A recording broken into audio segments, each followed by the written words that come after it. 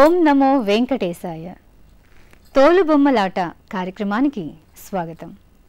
మన ప్రాచీన కళా రూపాలలో ఒకటైన ఈ తోలుబొమ్మలాటను మీకు అందిస్తోంది శ్రీ వెంకటేశ్వర భక్తి ఛానల్. ఈ క్రమంలో రామాయణంలోని సుందరకాండను మనం వీక్షిస్తున్నాం. చూద్దామా మరి? రూక్ష రూపమున ఆ యొక్క లంకారాజ్యములో వెళ్ళి ఉన్నాడు. వెళ్ళి ఏం చేసి ఉన్నాడు? ఆ యొక్క రాచకొట్టములు, శ్రీనగళ్ళు అవి అన్నీ కూడా వెతుకులాడుతూ ఉన్నాడు. వెతుకగా ఎక్కడా సీతాదేవి జాడ వినిపించలేదు. వినిపించని పక్షమున ఆ మహానుభావుడు ఏం చేసి ఉన్నాడు? ఒక అద్దాల మేడలో వెళ్ళి ఉన్నాడు. ఆ అద్దాల మేడలో ఒక స్త్రీ ఉన్నది, మహా చక్కని స్త్రీ. ఆ స్త్రీని చూచి, ఆహా ఈమె కదా మా మహాతల్లి శ్రీరాముల వారి యొక్క భార్య సీతామహాతల్లి ఈమె కదా అని భావించాడు మనసులో. కానీ కొంచెం సేపు ఆగాడు. కొంచెం నిదానించగానే రావణ బ్రహ్మ వచ్చి ఉన్నాడు ఆ యొక్క అద్దాల మేడలో. రావణ బ్రహ్మ రాగానే శేషతల్పం మీద ఆ యొక్క రావణ బ్రహ్మ తన భార్య మాండోదరీ దేవి ఆమె, వారిద్దరు కూడా సరసల్లాపముల చే ఉన్నారండి అక్కడ. అది చూచాడు. ఛీ రామచంద్ర ప్రభో, ఈ యొక్క పాపాన్ని నా నేత్రములుగా చూచి ఉన్నాను కదా, ఈ దోషము తొలగిపోవుగా కానీ రామచంద్రులకు ధ్యానించుకొని ఈ యొక్క రాక్షసుని భార్య మాండోదరిని ఈ మహాతల్లి అనుకున్నాను కదా అని అతను చెంపలు వేయించుకొని శ్రీరామచంద్రుని ధ్యానించుకొని అక్కడ నుంచి లేచి వచ్చి ఉన్నాడు. రాగానే లంకిని చెప్పిన మాట, ఆ యొక్క లంకిని ఏమని చెప్పినది? లంకారాజ్యములో దక్షిణ గోపురము వెక్కి చూచినట్లయితే 360 క్షేత్రము ఏమి అశోకావనము. ఆ అశోకావనములో రామా రామాయని ధ్యానించుతూ ఉంటుంది. ఆ మహాతల్లి ఉన్నదని చెప్పినది. ఆ మాట ఎట్లాగును ఈ యొక్క 1వ ద్వారము దాటినప్పుడు లంకారాజ్యములో పోయినప్పుడు ఒక రామధ్యానము మరిసిపోయాడు క్షణము దాకా ఆ మహానుభావుడు ఆంజనేయుడు. రామధ్యానం అనేటువంటి రామ అనే పదాన్ని వీడి ఆ యొక్క అద్దాల మేడలు ఆ లంకారాజ్యంలో వెతుకులాటకు పడినప్పుడు రాముల వారి యొక్క ఏమి అతని ధ్యానము లేకుండా తిరిగినందుల వల్ల ఆయనకు కనిపించలేదు. రామధ్యానము ఎప్పుడు స్మరించి ఉన్నాడు అప్పుడు దక్షిణ గోపురమును వెక్కే ఆంజనేయుడే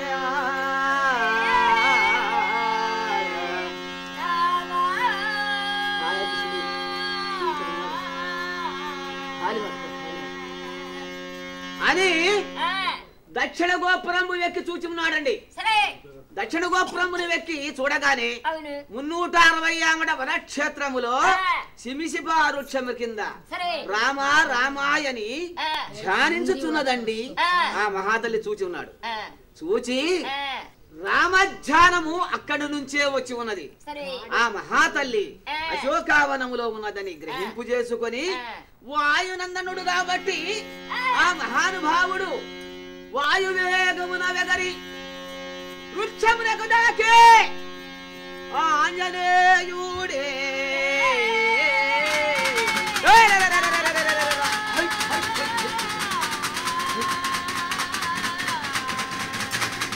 అని వృక్షంపై నిల్చున్నాడండి. వాయువేగమున వృక్షంపై వెళ్తున్నాడు. నిలువగానే ఆ మహాతల్లి రామ రామాయని ధ్యానించుచూ ఉన్నది సీతాదేవి. ధ్యానించే టైమున రాక్షసులంతా కూడా ఇక్కడ దిగి ఆ తల్లితో మాట్లాడి రామచంద్రుడు ఇచ్చిన యొక్క ముద్రిక, ఆ ముద్రికను ఆమెకి అందజేసి శిరోరత్నాన్ని గైకొని వెళ్దాము కదా అని భావించి ఉన్నాడు. కానీ రాక్షస కాంతలంతా కూడా రావణ బ్రహ్మ కాపలా ఉంచి ఉన్నాడు. వాళ్ళంతా నిద్రపుచ్చినాక ఏమి నిద్రపుచ్చిన తర్వాత అప్పుడు దిగి ఆ మహాతల్లితో మాట్లాడాలని తలచి మహానుభావుండు ఆకుల మధ్య పత్రహ ఆకులు ఫలములు కొమ్మల మధ్య ముర్రముడిగి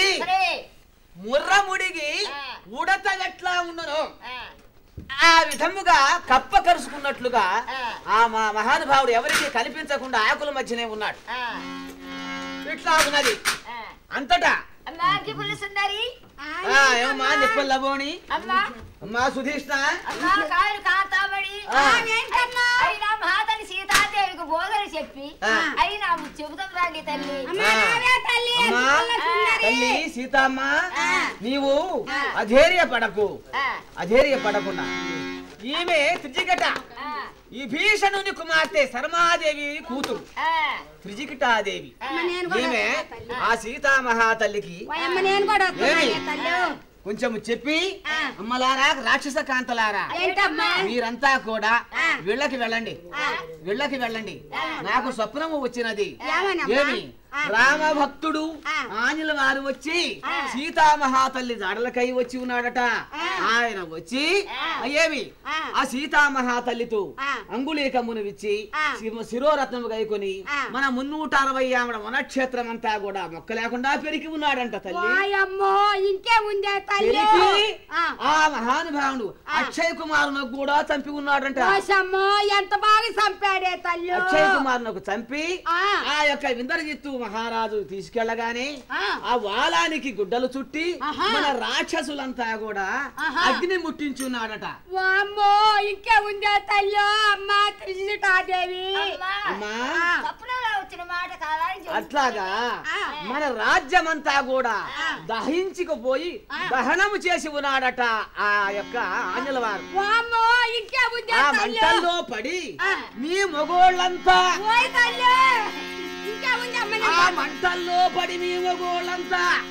చచ్చిపోయినట్లుగా నా కళ వచ్చినది. మీరంతా కూడా వీళ్ళకి వెళ్ళిపోయి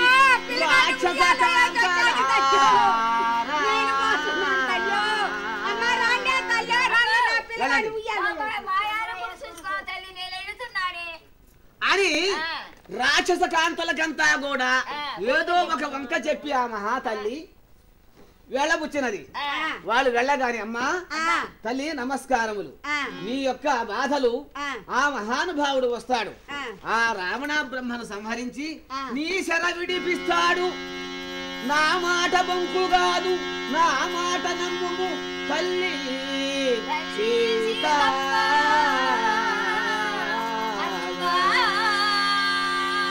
వస్తానమ్మా వస్తాను అని వెళ్ళగానే ఆ విధంగా రావణ బ్రహ్మ లంకా రాజ్యమున సభకు ఏం చేసే రావణుల్లా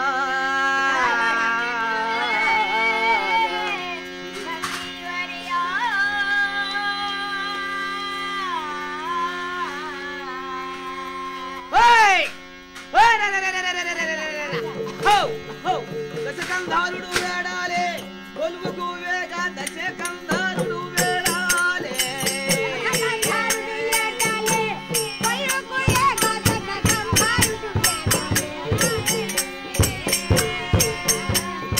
దశకంధారుడు వెడలే హిత మంత్రి గడులాతో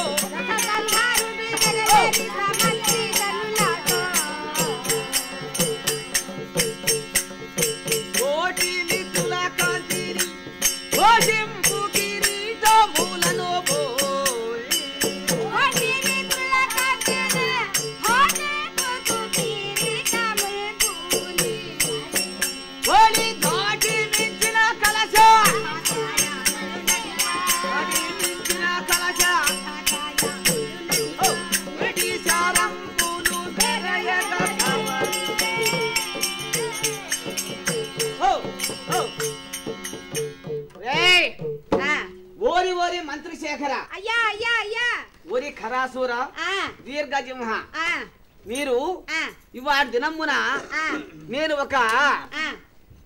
ఒక ప్రయాణం అయి వెళ్తున్నాను రా మంత్రి. ఏం ప్రయాణం రాజుగారు? ఏమట్లనగా సీతను తీసుకువచ్చి నా 360 ఆమడ వనక్షేత్రంలో అశోకావనములో సిమిసిపారుక్షము కింద చెరబెట్టి ఉన్నాను. చెరబెట్టావా ఏంటి? చెరబెట్టి ఉన్నాను.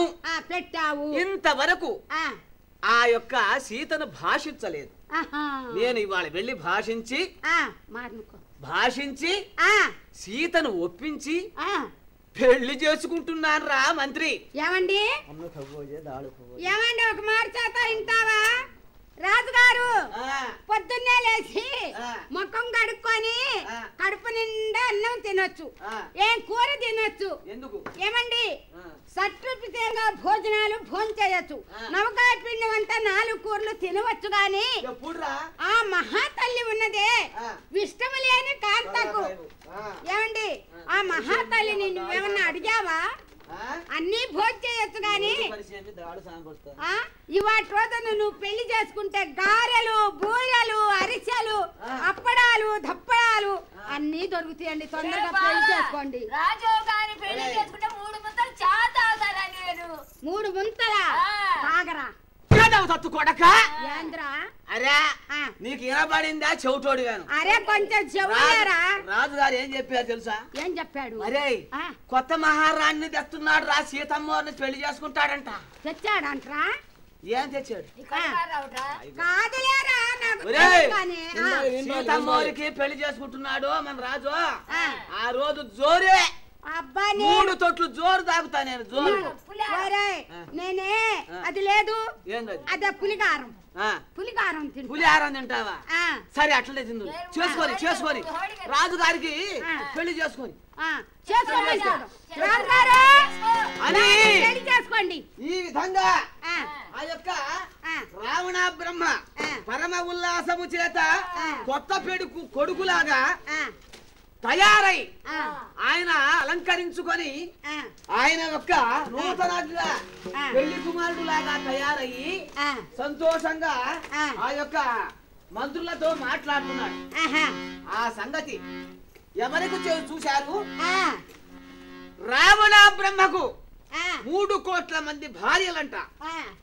3 కోట్ల మంది భార్యల్లో పెద్ద భార్య మాండోదరి. ఆమె చాలా ఇష్టమైన భార్య, ముద్దుల భార్య, పెద్ద భార్య. కానీ ఆ మహాతల్లి విని ఆమె సభామంటపమునకు బయలుదేరే ఎట్లా వస్తున్నదయ్యా?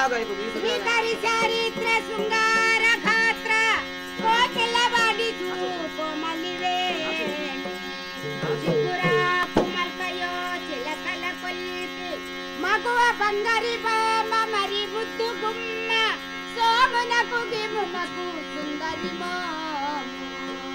ఆనే ముక్షపి బల్తి అరవిరి బల్తి కామిని చిల్క కపురల్పు మల్క మారి క్షములు మూట మరి పంపు మాట వనితలను నేతి వనిత మహాతల్లి ఏ బుదైతే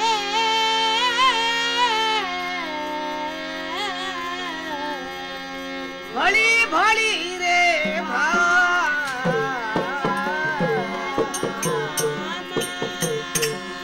भली भली रे भली भली रे अला कुला वेणी आगुजा पानी रे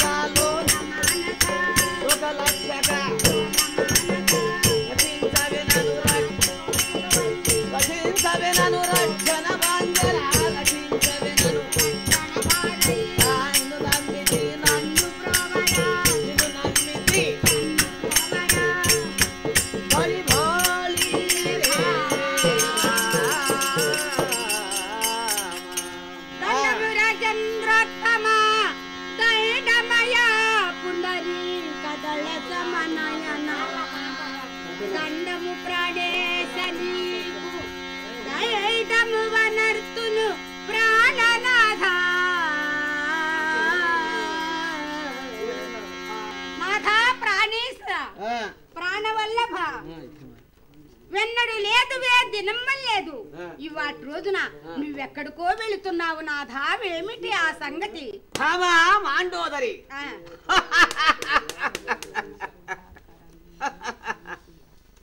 భామా వర్ధిల్లవే భామామణి వర్ధిల్లవే భామామణి వర్ధిల్లవే ముద్దుగొమ్మ వనహరు నేత్రి వర్ధిల్లమ నీవే వైభవలారా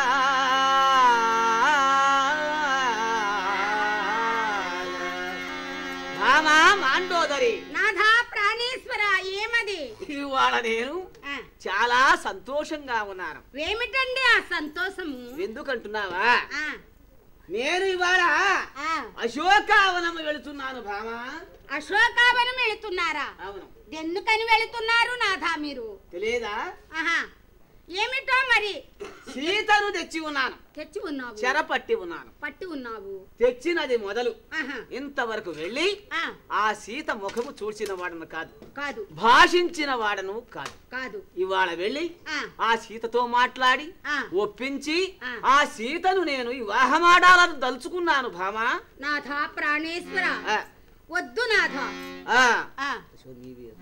నాథా అలాగునైతే నేను కూడా నీతో పాటే వస్తున్నాను ఆ సీతాదేవి దగ్గరికి ఎందుకు నేను కూడా నీ ఎనువెంట వస్తున్నాను అయినా నీ మాటలు నువ్వేమంటున్నావు నాథా నువ్వేమంటావు ఆ మహాతల్లి ఏమంటున్నదో మీ ఇరువురు మాటలు నేను వింటానికి మీ అమ్మటే వస్తున్నాను నాథా వస్తున్నావా సరే రా నా యొక్క వాక్యములు సీత పలికేటువంటి వాక్యములు ఇందు మా సంవాదనం ఎట్లా ఉంటుందో ఇందు రా భామా రా అలాగనే వస్తున్నాను అని మాండోదరి ఆ యొక్క మంత్రులు అందరినీ కలుసుకొని అశోకావనమునకు బయలుదేరే రావణుడా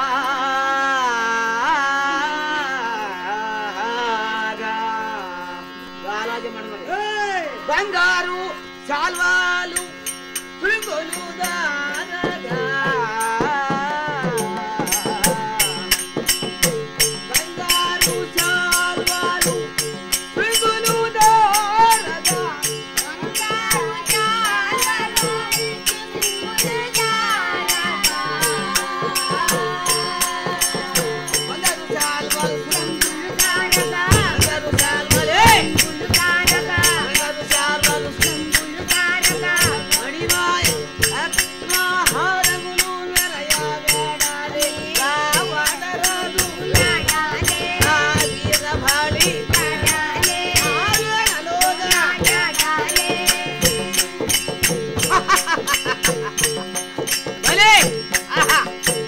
అశోకావనమునకు వచ్చి ఉన్నాడు రావణ బ్రహ్మ వచ్చి ఆహా ఏమి ఈ అందమేమి ఈ చందమేమి ఆహా ఏమి ఈ లావణ్యము ఈ కాంత లావణ్యమేమి భామా సీత పొందుగోరి వచ్చిన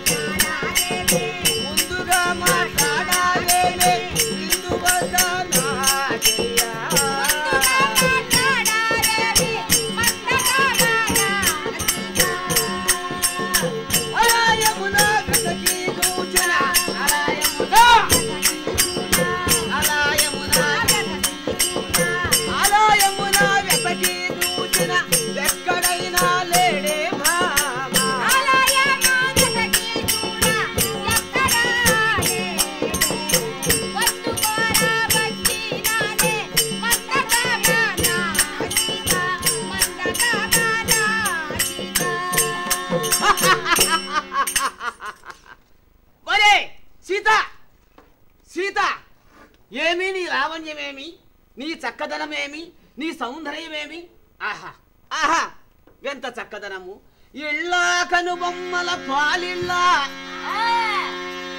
పుష్పముల చెళ్ళ కళ్ళ మల్లెలే కళ్ళ తామర రేఖలు ఒళ్ళ బంగారు ఛాయ వన్నెదీరా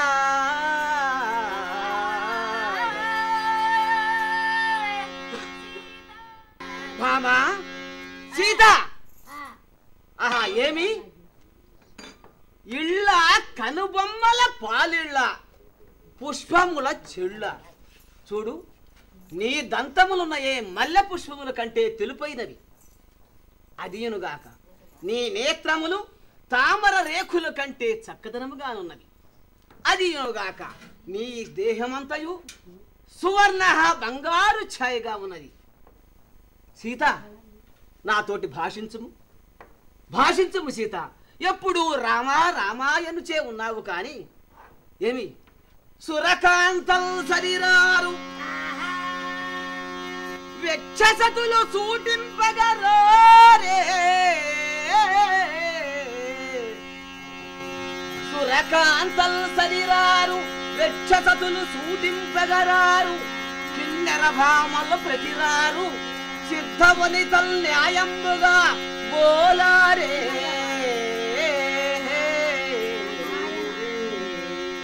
సీత కూర్చున్నావా సురా దేవతల భార్యలు కూడా నీకు సాటిరారు వెచ్చ సతులు సిద్ధ సాధ్యులు గంధర్వ కాంతులు లోలాక్షులు కిన్నెర భామలు కూడా నీ కాలి కొనగోటికి కూడా సాటిలేరు నీ చక్కదనము నీ సౌందర్యము ఆహా అబ్బా అబ్బా నన్ను మిరిమిట్లు కొలుపుతున్నవి సీత ఒక్కసారి భాషించుము ఇది చూడు నీవు నేను ఎంతటి వాడినో తెలుసా షష్టిర్వేజన విస్తీర్ణం శతయోజన మాయుతం అష్టద్వార పురిల్లంక సప్తహ ప్రాకార వేష్టితం అష్టద్వారములు ఇనపకోటలు ఇత్తలి కోటలు బంగారపు మేడలు అద్దాల మేడలు చాలా కొల్లగా ఉన్నవి అదియునుగాక ధనము ద్రవ్యము పాలకీలు పట్టమంచములు ఘనగోపురములు నేలవేల పుష్టిరాగములు నాకు కొల్లగా ఉన్నవి అదియునుగాక నేను ఎంతటి వాడినో తెలుసులా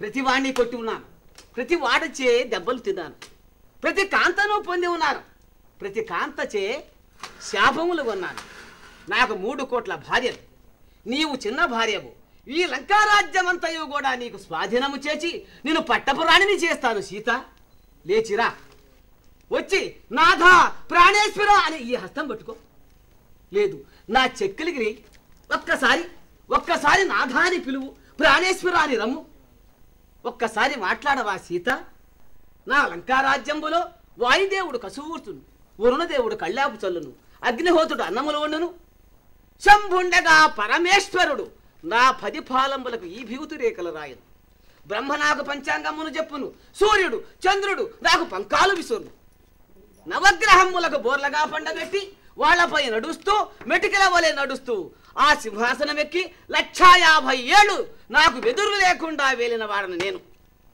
సీత కరకర పొద్దు పొడిచే వరకు వెదురు వెద్యములు వేల్చి గావిద్యగా కల్పించి 9 కోట్ల శివాలయములకు పూజ గావించి ఉన్నాను రావణ సోమయాజి అని పేరు వహించి ఉన్నాను అజయుండను ధీరుండను సూరుండను ప్రతాపశాలుండను ఇంతటి వాడికి నిన్ను చూడగానే నాకు మనసు కరిగిపోయి ప్రేమ కలిగిపోయినది భామ రా చిలుకల కొలికి మదహంస గామిని రా వచ్చిరా హస్తము పట్టుకొను నాథా ప్రాణేశ్వర అని ఒక్కసారి పిలువవా నీ నోటి ఎంట ముత్యాల మూట వంటని యొక్క మాటలు ఒక్కసారి భాషించవా సీత సీత అదియునుగాక నేను అజయుండనని చెప్పుకోవటానికి నిదర్శనము శంభుండగా పరమేశ్వరుని వెండి కొండ వెత్తి నా 20 బాహులచే అవలీలుగా వెత్తి ఉన్నాను వెత్తి నా 10 శిరంబులచే 10 శిరంబుల పైన పెట్టుకున్నాను అంతటి బలవంతుండను నేను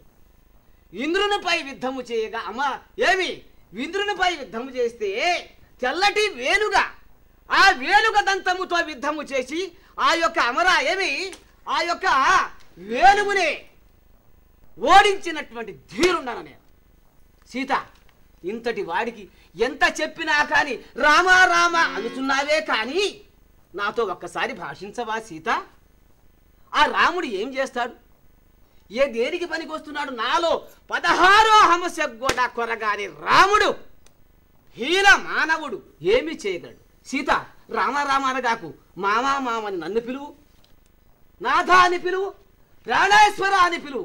శ్రీమద్ రామాయణం మన హైందవ జాతికి ఆదర్శమైన మహాకావ్యం. ఆ రామాయణంలోని సుందరకాండ బహుసుందరమైన అంశం. మన తోలుబొమ్మలాట కార్యక్రమంలో మనం వీక్షిస్తున్న ఈ సుందరకాండలో తర్వాత భాగాన్ని మళ్ళీ వీక్షిద్దాం. ఓం నమో వెంకటేశాయ.